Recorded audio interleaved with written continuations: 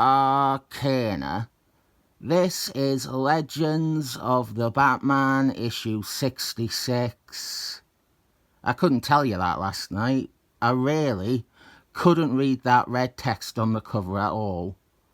My eyesight is atrocious after 5 p.m. Can't read much of anything. This is part 2 of a story called Sane. Don't worry, true believers, you haven't missed part 1. I have. I've missed part 1. Never read it. I chose to look at this because it links in well with yesterday's Conan the Barber. It's even the same friggin' writer, DeMatteis. This is a story about Joker, from the hit movie Joker. And the creative team is DeMatteis and Joe Staton.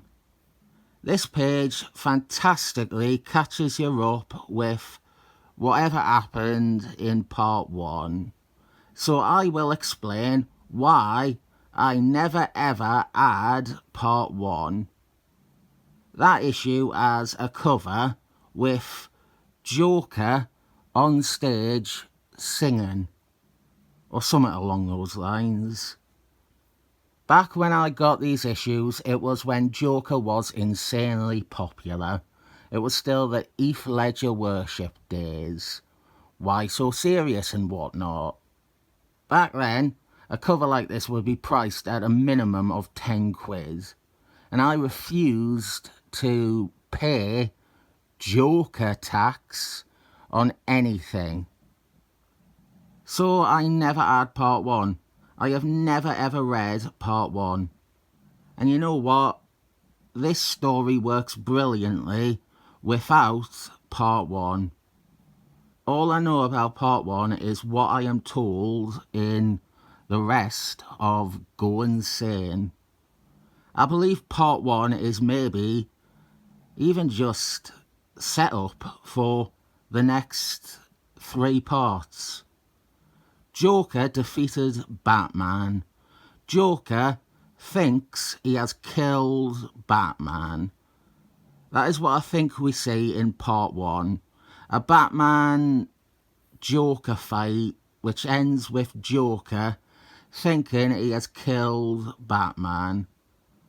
I am fine with not seeing it. I'm okay with it happening off panel. We are told that Batman has gone missing and that Joker is also at large. And then we have a bit with Jarvis that establishes Batman truly has disappeared and he might be dead. This is something I can't really say because I've not read part 1, and maybe it is in part 1, but I do feel there is something a bit more to explore with Jarvis. We never really get to see Jarvis react to or cope with the idea his friend might be dead. I'm sure whatever DeMatteis would do with Jarvis grieving would be so much better than what Richard Maddock wrote. That's his name now, Richard Maddock. That was the talentless writer character that raped women that turned out to be an author avatar for himself. Our principal idea here is that after killing Batman, after defeating Batman, after thinking he has rid the world of Batman, well, he never thought or believed he could beat Batman, and he has. And this has caused Joker to have a psychotic break. He snapped. He's not Joker anymore. He has forgotten Joker. He's amnesiac, and he has become an average Joe called Joseph Kerr. Joe Kerr. And this story is about that. Could Joker ever become normal? Could Joker ever go sane? Now, I hate Joker. I don't mind this story, but I wouldn't count it as a favourite. Personally, I don't want to root for Joker. I don't think he deserves sympathy. What this story cleverly does, though, is that Joker, or Joseph, I'll likely keep calling him Joker, though. He isn't remotely the emotional core of the story. Instead, it is this poor woman called Rebecca who ends up drawn into the mess. She enters a relationship with Joseph. What works is she is so ordinary and unspecial. The story wouldn't work at all if it was a hot woman. Hot women and Joker shouldn't mix. Now, I will admit, I have tugged off a couple of times to Harlequin in my day. Harlequin is annoyingly sexual. But even she's not been with Joker for like over a decade now. A story like this would be terrible with any other woman. Rebecca is someone that is established as so ordinary and so normal and so human that you worry for her. There is the constant fear that it is going to end with this nice, friendly, normal person dead at the hands of the monster she knew nothing about. She isn't hot, though.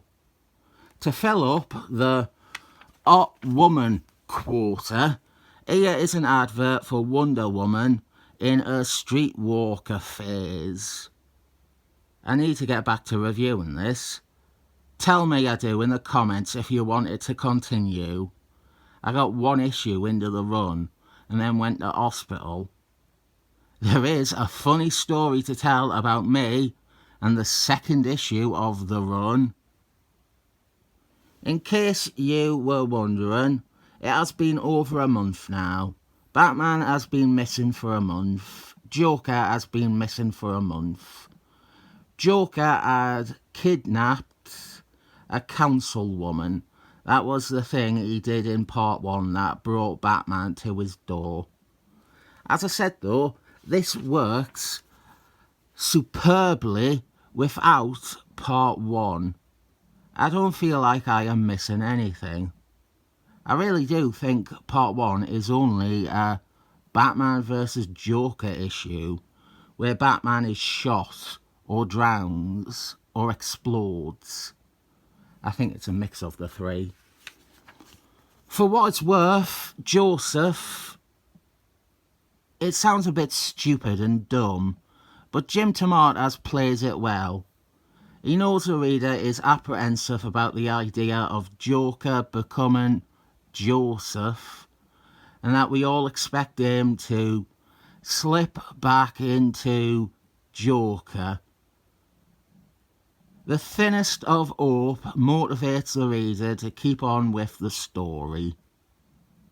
Joseph is a bit of a dullard, and he always has a stigma of us expecting him to revert to type.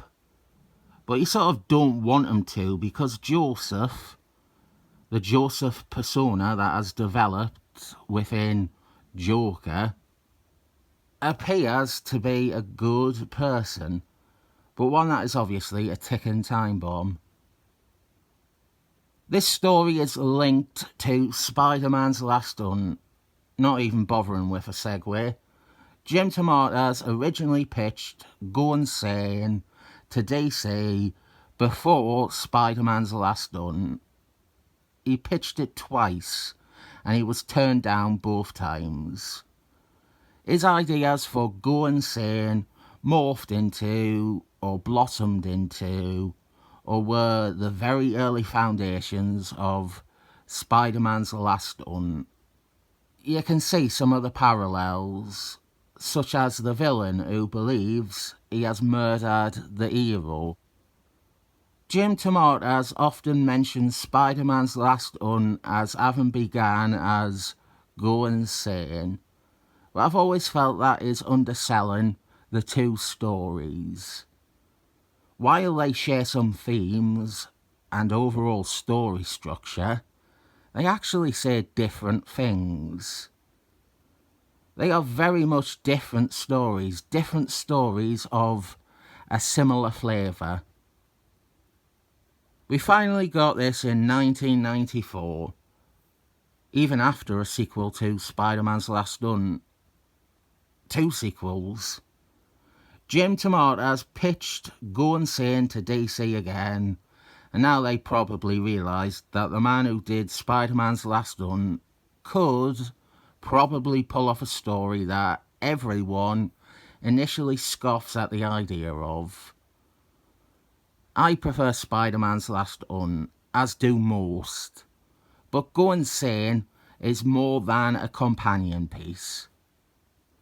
Joseph is completely oblivious to his past. He feels something is missing.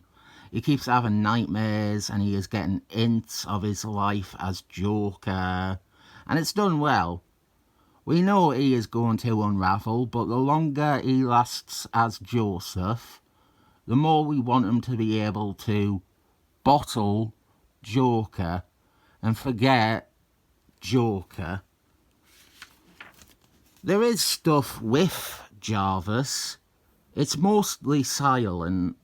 I just want to see that scene where Batman doesn't come home one night and Jarvis thinks he must be running late, and then he thinks that he must be tied up with stopping Joker, and then he thinks Batman still hasn't come home. And at what point does Jarvis accept that Batman isn't coming home again? A lot of news bursts in this, news blasts, whatever you want to call them. It is all very Batman Returns. I don't know if Jim DeMatteis is consciously reminding us of that, but whenever you have frequent cutaways to news reports, it feels like the trade paperback of Batman Returns was on the writer's desk that month. We barely last a full issue without Rebecca being directly faced with violence.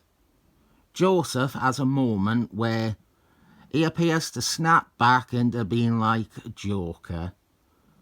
He restrains himself and apologises, but it's clear that Joseph is very volatile and he could descend into madness and emerge as Joker at any moment. Advert for Prattson right here, another series I need to get back to reviewing. We are only one issue away from him joining the Tiny Titans.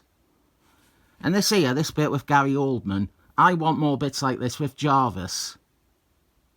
Punctuating the horror of him nearly choking Rebecca, we the reader are cordially invited to Joseph and Rebecca's wedding as Joseph proposes to her.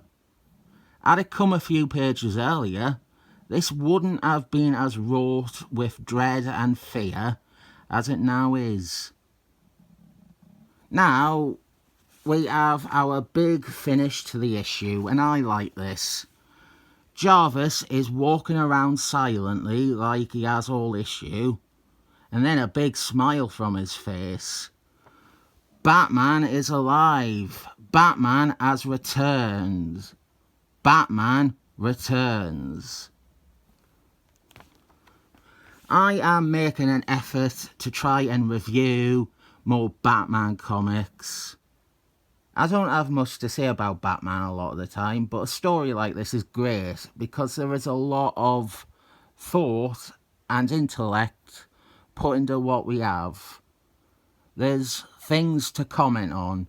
There's things to praise. There's things to nitpick. And we have seen this basic Joker story done worse in the years since. I recommend parts 2, 3 and 4. I don't know if they have ever been collected, but it's DC, so it'll be out of print anyway. Illegally download parts 2, 3 and 4, and I must be giving this one 7 thumbs up.